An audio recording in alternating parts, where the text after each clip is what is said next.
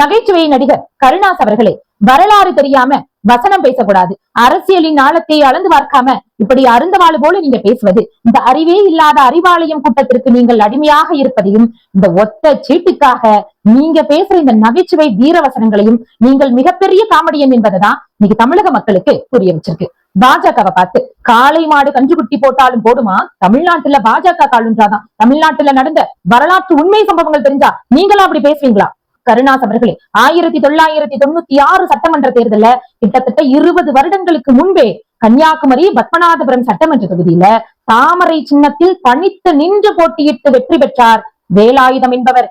இன்று நேற்று அல்ல, 20 ஆண்டுகளுக்கு முன்பே தமிழகத்தில் பாஜக காலூன்றி விட்டது.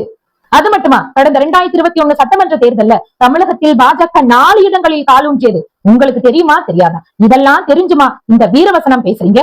அப்புறம் முக்கியமான விஷயம் கருணாஸ் அவர்களே, காத்து வாக்குல கருத்தை சொல்லிட்டு ஓடிடாம பாஜக காலூன்றாதுன்னு நீங்க சொன்ன விவரத்துக்கு காலூன்றிய வரலாற்று உண்மையை நான் சொல்லிட்டேன். இந்த காளை மாட கன்றுக்குட்டி போட்டு காட்டுவேன் நீங்க சொன்னீங்களே, உங்களால அதை செய்ய முடியுமா? இதெல்லாம் இருக்கட்டும், முதல்ல நீங்க யாருங்க?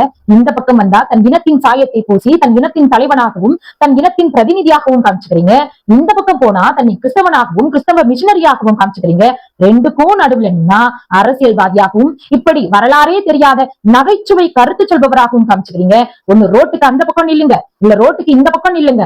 ரெண்டுக்கும் நடுவுல நின்னு ஏங்க வீணா இந்த வீரவசனம் பேசுறீங்க? அப்புறம் ரொம்ப முக்கியமான விஷயம், நீங்க பாஜகவுக்கு எதிர்ப்பா சொன்ன இந்த காமெடி கருத்து உங்க முதலாளிக்கு ரொம்ப பிடிச்சிருக்கும். அதனால உங்களுக்கான அந்த ஒத்த சீட்டு கன்ஃபார்ம் தான் மிஸ்டர் லோபாண்டி அவர்களே.